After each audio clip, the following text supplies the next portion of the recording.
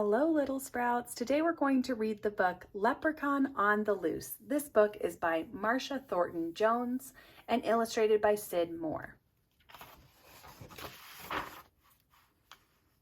A leprechaun was loose in the classroom, and Sydney was the only one who knew it. Sydney saw teeny tiny green footprints on the floor. He followed them to the table where Mrs. Yoder had cupcakes for their St. Patrick's Day party. Sydney peeked inside the box. All the green frosting had been licked off the cupcakes.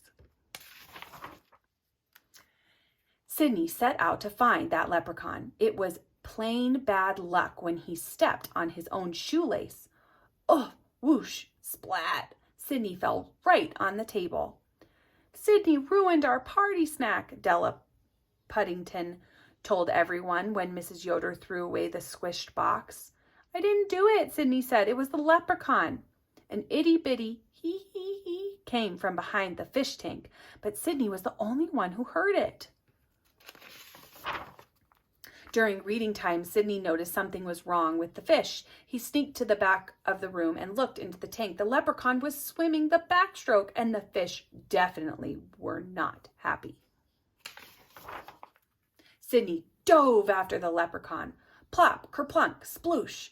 Water soaked the table. Sydney ruined our decorations, Della cried when Mrs. Yoder threw away the soggy paper shamrocks. I didn't do it, Sydney said. It was the leprechaun. Sydney was sure he heard a tiny ha as he mopped up the mess.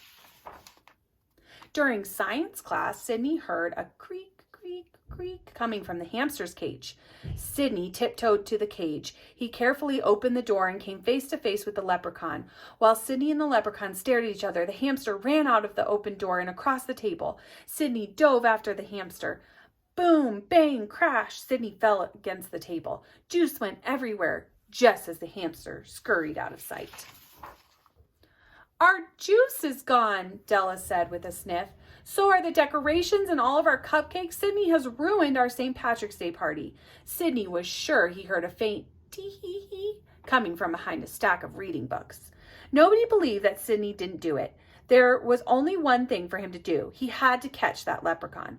At recess, Sydney sneaked past his teacher and ran to the art corner. Everything he needed was there. Sydney pounded and snapped and glued. Perfect, he said, when he finished his leprechaun trap.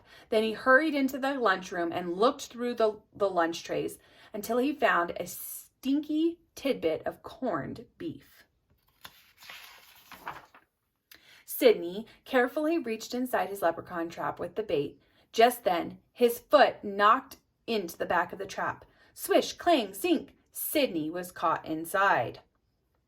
He heard a tippy-tappy-tippy of teeny tiny boots. I do believe I've caught me a boy. That I have, said the leprechaun with a grin. Let me out, Sydney begged. The tiny man scratched under his tall green hat. Now, why should I be wanting to do a thing such as that? Sydney thought fast. Come closer, and I'll tell you a secret, he said. Secrets? I love secrets, said the leprechaun as he inched forward. That's when Sydney made his move. He reached out and tickled the leprechaun right under his chin. Ha-hee-ho! The leprechaun fell down and hit the trap door. The door flew open. Sydney rolled out and pushed the leprechaun inside. Swish, clang, zing. I've got you, Sydney yelled. Now I can prove that you were the one who ruined the party, not me. Party? Said the little man. I'll make you a deal. Let me go and I'll save the party. Then I'll be gone and you'll never see me again. How can a leprechaun save our party? Sydney asked. With me treasure, of course. Should he keep the leprechaun and prove that he didn't ruin everything? Sydney wondered. Or should he let the leprechaun go home and save the party for all his friends? Sydney was running out of time. His class was right outside the door. He had to decide. Quick, tell me where your treasure is, Sydney said. He leaned close and the leprechaun whispered in his ear. Sydney knew a deal was a deal. He opened the trap door and watched the leprechaun climb out. The leprechaun turned one last time and tipped his hat to Sydney. Then the teeny tiny man slipped out the window and was gone. Sydney found the treasure right where the leprechaun had said it would be. It was just what he needed to save the party. The class cheered. Even Della Puddington smiled at Sydney. Mrs. Yoder wasn't mad at him anymore, even if he didn't quite believe where Sydney had gotten the party supplies. Sydney was finally able to forget all the trouble that the leprechaun had caused. Then Sydney heard something terrible.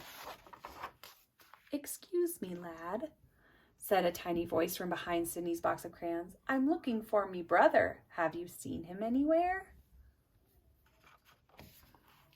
Uh-oh, those tricky little leprechauns. I hope you all have a wonderful St. Patrick's Day. Have a great day, little sprouts.